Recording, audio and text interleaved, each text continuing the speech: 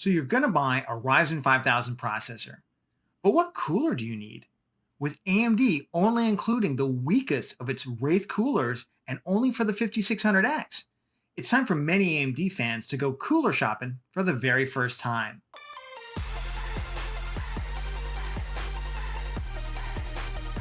Hi, I'm Jason. Welcome to PC Builder. Today we're continuing our Ryzen 5000 coverage with part 1 of best CPU coolers. Try to do it as one video, it's too long, I'm cutting it right in half. So today we're going to go through some cooling fundamentals and I'm going to give you recommendations for the best budget and mid-range coolers. Then in a couple of days we're going to drop part 2, which is going to cover liquid versus air cooling, and I'm going to give high-end recommendations for each one of those. So click the subscribe button and the bell icon to get notified when that goes live. And if you haven't watched the 2-part series on best motherboards for Ryzen 5000 or the best SSD for gaming, I'm going to put those up here in the card right there. So Ryzen 5000 marks a stark departure from previous CPU generations as AMD says goodbye to the Wraith Prism and the Wraith Spire included box coolers. Of the first 4 chips releasing on November 5th, 2020, only the 5600X is going to come with an included cooler, the Wraith Stealth, the smallest one. And it could be considered a downgrade as the Ryzen 3600X came with a beefier Wraith Spire cooler. The bottom line is that anyone buying a 5800X, 5900X, 5950X, you need an aftermarket cooler. And I suspect that many of you buying the 5600X, you're going to want to replace that box cooler for the best performance even at stock. Cooling the 6-core 65-watt TDP Ryzen 5600X at stock speeds, it's not going to require nearly as much cooling as the 16-core Ryzen 5950X at an extreme overclock. Modern processors, they don't just melt down when they overheat. They just thermally throttle to limit performance. So for each chip, there's a minimum level of cooling required to get the most out of it at stock speeds and ensure you don't hit that thermal throttle limit. But with Ryzen, even at stock settings, additional cooling above and beyond that, it does translate into higher clock speeds. And of course, for overclocking, we want even more cooling headroom to give the best performance. So cooling also differs depending on your workload. If you're just gaming at stock speeds, you're not going to be using as much of the CPU as if you're doing a heavy all-core long-duration workload like a long Blender render, for instance. Okay, so let's take a look at our first cooler, and we're going to start off with a really fun one. This is just a bone to the folks who are just really big AMD fans, and they really want to have that iconic AMD cooler look. Then you can absolutely still purchase the Wraith Prism RGB cooler on eBay, brand new for about $25 to $30. Now the Wraith Prism, it's a downdraft cooler featuring 4 copper heat pipes and some pretty cool RGB that is controllable using most motherboard included RGB software. I wouldn't really recommend it for the 5900X or 5950X, but it would be a significant upgrade over the 5600X's included Wraith Stealth cooler and can capably cool the 5800X at stock speeds with perhaps maybe just a little overclocking headroom. Okay, so the next 3 coolers that round out the budget category, they're all essentially interchangeable. And by the way, everything from now on is going to have links down in the description below. Those are affiliate links. They help support the channel at no cost to you. And I'm going to roll the money into doing some builds. Let's start off with the GAMX 400. It comes in 2 different colors, an LED light. It comes in a red or a blue. And it retails for, until 5 minutes ago, this said $20. It's up to $25 now, but you get the gist. It's a pretty cheap cooler. The only difference between the V1 and the V2 is that the V2 now uses a screw-in mount system instead of AMD's AM4 clip-on system. That should help just even out the mounting pressure. So I would recommend the screw-in system, but honestly, it doesn't really matter. Next up is the Cooler Master Hyper 212.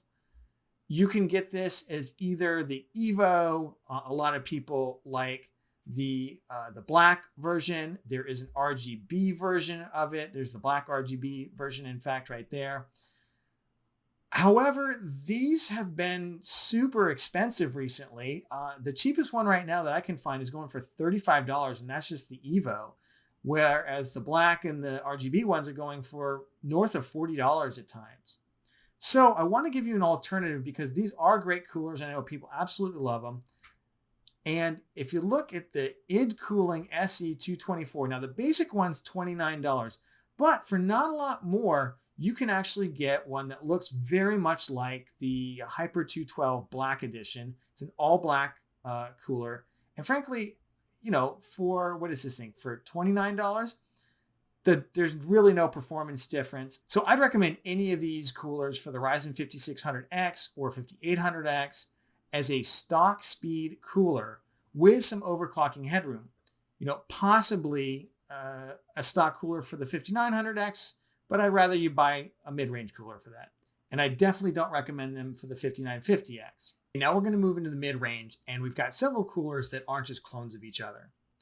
The Scythe Mugen 5 Revision B, I've been told that's actually how you pronounce that, retails for $49, and it sports a much beefier cooling solution with 6 copper heat pipes and an all copper base plate for a consistent surface contact, as well as a very high quality 120 millimeter fan.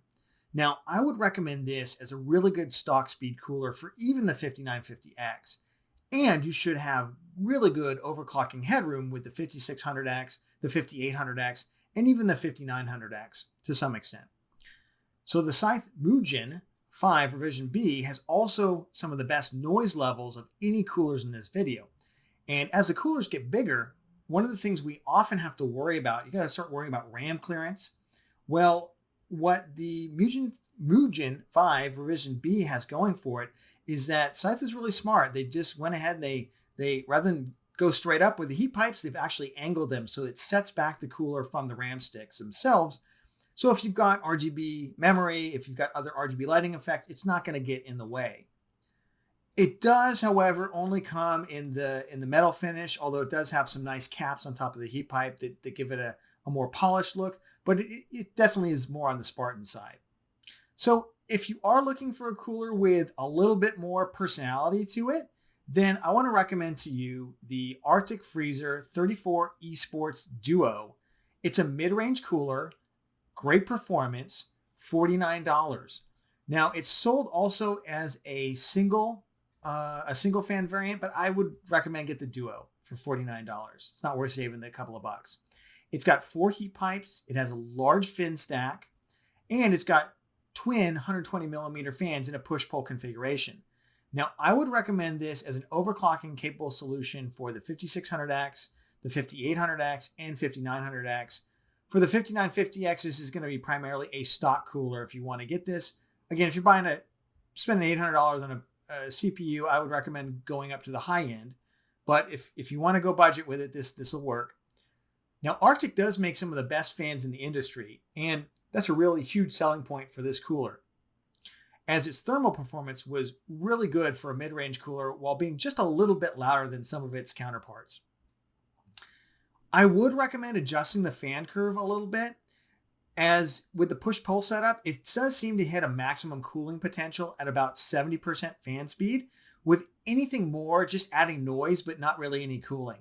So you can make that adjustment in the fan curve. It does have a more compact vertical design, which should allow for some easy RAM clearance. Let's see if they got a picture of it here. They don't, but you can see it's a little bit more compact than some of the other mid-range coolers. And it comes in several coolers, including an all-black, an all-white variant, and several just really kind of cool color schemes. At $60, we have what is my best price of performance cooler in the mid-range with the Scythe Fuma 2. Weighing in at 1,000 grams, it features 6 heat pipes split across a dual tower fin stack with 2 120 millimeter fans in a push-pull configuration. Now, the Fuma 2's performance is really impressive for a mid-range cooler. Frankly, it's got noise and thermal performance that competes even at the higher end with those beefier coolers. This cooler is enough to give you superior overclocking potential for any chip, from the Ryzen 5600X to the 5800X to the 5900X. For the 5950X, it should still provide some overclocking headroom. I would still think about getting something bigger though. Now, with its angled heat pipe design and its thinner front fan, it does provide plenty of memory slot clearance, and given it's a bit shorter than some of the bigger air coolers, it does have really great case compatibility. So for $64, rounding out the mid-range coolers is the Noctua NH U14S. Yes, of course we're going to have a Noctua in here. This is an air cooler recommendation. My goodness. Don't worry, Noctua is also represented at the high end. We're going to do that in part 2. But for a mid-range cooler, this has 6 copper heat pipes, copper base plate. It's got a very beefy aluminum fin stack, and it boasts a 140 millimeter single fan. The other ones we looked at were push-pull configurations. This fan is a single fan. You can move it up, and you should be able to clear the RAM sticks with it. This, because this only has a single fan on it, that shouldn't be much of an issue. Now, in terms of performance, this thing performs very admirably, along the other ones. Maybe not as well as the Fuma 2, but it's in the ballpark. So if you're a fan of Noctua, and I do mean that pun there intentionally, and you don't mind what I kind of consider as a little bit of ugly brown on beige fan collection here, and the really Spartan heatsink design, which doesn't even have any aluminum caps on it. Other than that, other than the looks, this is a really phenomenal cooler, and I would recommend it for any of the chips to overclock, except for the 5950X, where it's primarily, I think, going to be more of a stock cooler with a little bit of overclocking headroom. That's going to do it for part 1 of best coolers for Ryzen 5000. Now, remember, we're going to launch part 2 in just a couple of days. We're going to take a look at the high end of both air cooling and liquid cooling and go through the pros and cons of each with recommendations. That's all going to happen before the Ryzen 5000 launch. So click the subscribe button and the bell icon to get notified, so when that comes out, you're the first to watch it. If you found value out of this video, please absolutely give it a like. It really helps support the channel and the content. And of course, for any of our other videos on the Ryzen 5000 coverage with motherboards or SSDs, I've put all of those up here in the card. Thank you very much for watching. We'll catch you very soon on the next one. Come